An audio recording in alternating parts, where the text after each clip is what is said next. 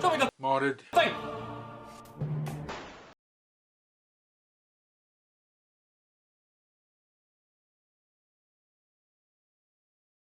Right guys, welcome back to Andy Work. Show me the modern thing, episode 40. As usual, deadline is the 13th of the month for upload on the 20th. And first up is a fellow who's been here before, and I think I mentioned before that he's quite insane. It's Papa Bludgeon. And he says in his email, it's Papa Bludgeon. There you go. And here's his new entry. It's the Silly Titan. Now, when he said Silly Titan and I saw this image, I thought, hang on, that's not a Titan. I'm thinking of the big blue Gatling one. This is one from 2003. This is the AS1V or V1 or something. And he says, I brought a Titan a while ago and 3D printed a demolisher rocket launcher attachment and called it a day. That is until the advent of the Silly Shell system from Silly Butts. I modified a file from the Wild Style and combined it with the Titan coupler file from Thingiverse. Then I screwed on a non-ejecting shell holder.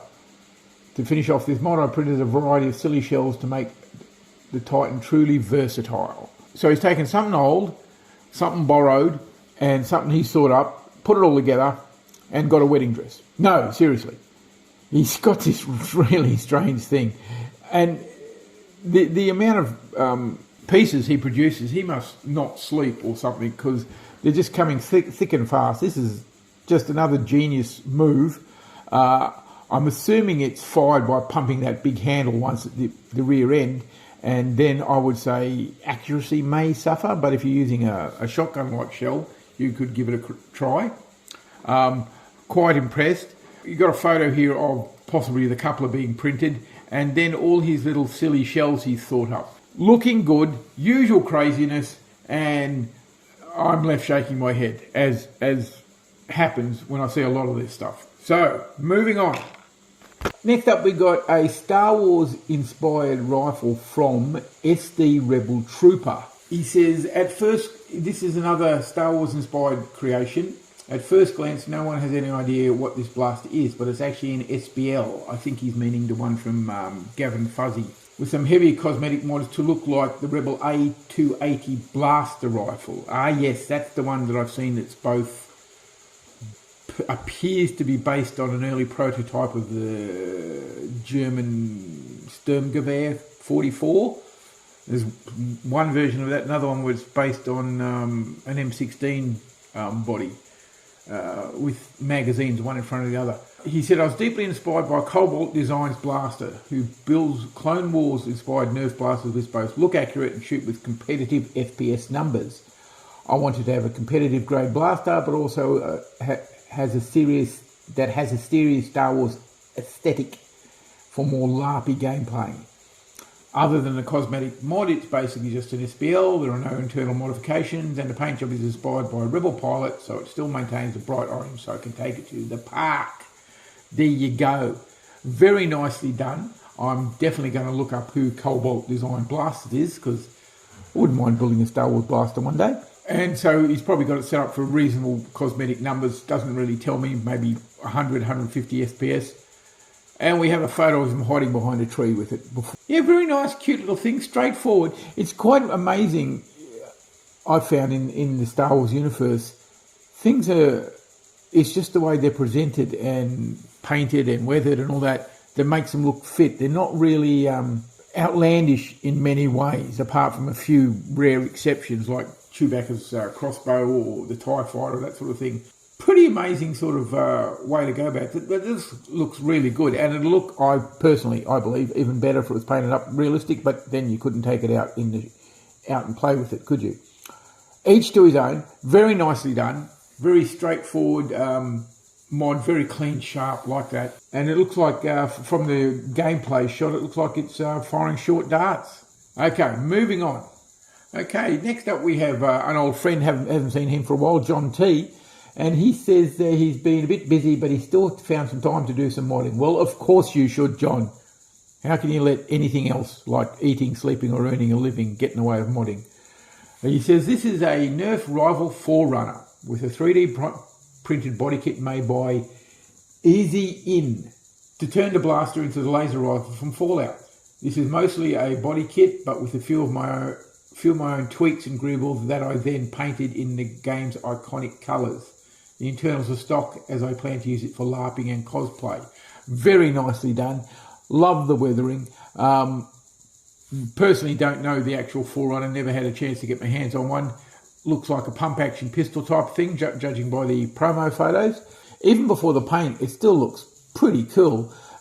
And I like the way they've integrated the new pistol grip into the bottom there. I'm just wondering how comfortable that gap is there for the thumb, but obviously must work to some extent. Really interesting looking. He even looks like he's got a few metal parts in there. And the weathering is, again, really good. He's really good at that. I love the way he gets his rust into all the creases and cracks. I'm going to have to try that. I'll have to ask him about how he does it. It works. It is part of the Fallout universe. He's a really good modder, John is. Looking forward to the next one, John. Right, last up, guys, is one from me. Well, it's not from me exactly. It's this is the finished Ulrice 757 from Rance Chan in China somewhere. Not exactly sure where he is. Just finished it this morning with the painting and the weathering. The movie will be up soon. This is a kit that's available on his Etsy site. I'll put a link down below. It converts your standard Nerf Retaliator into a bullpup, and it works really, really well. The parts go together like a dream. He gives you everything you need instruction-wise, downloadable, full parts list, everything. You may notice in this photos there is no magazine in it because I actually forgot to put a magazine, but I'll include a photo with a magazine after I've done this editing. And yeah, it's a really, really nice kit. Dirt cheap too. It's about 18 bucks Australian. So it's a digital download, so you have to print it yourself, but it's really nicely done. And I had a lot of fun doing it. It was so easy to put together. I've been building another Nerf blaster concurrently with it. And that one will be going up soon. But this is gorgeous, and he's got some other things coming out that'll be absolutely blow your mind. I have a sneaking suspicion he's doing a P90 blaster with an actual P90 type magazine. That's just a wild guess on my part, but I think I'm right. Okay, guys, since we only had a few submissions this month, what I'm going to do at the end is going to be sort of a guide to Nerf resources on the web. I'm going to show you web pages and tell you a little bit about each page as it goes on, and you can jump in there and get some inspiration from some of those. So I'll see you next time. Have a happy Christmas and a cool Yule. Be safe, be well, and see you next year. Now, consider this, if you're new to the nerfing world and not sure where all your resources are, this is a brief guide to the internet, what you can find out there, what you can use and look at. And the first one up is, as featured, is the Nerf Wiki. This is just basic information about every Nerf gun that's ever been produced, and from a lot of other companies as well. Shows you information, dart size, all different bits and pieces, and it just helps you along to find stuff. Next up, we have a few from DeviantArt, and don't let the name put you off. There's all sorts of stuff there. Billy has one, especially his military section. Then there's Tiger D. He's got lots of repaints from games and things, Halo, etc. And then Numpty McPillock, who has one of my favourite ever mods I've ever seen, which he calls the Mark 100. It's a Gatling Stampede. Definitely want to build one of them. Then from there on, you can do searches like Instagram or Pinterest, like this one, AWBT guns. Just lots of inspiration. Now, if you want to learn how to paint like I paint, this is the only video I looked at from Vim Fuego.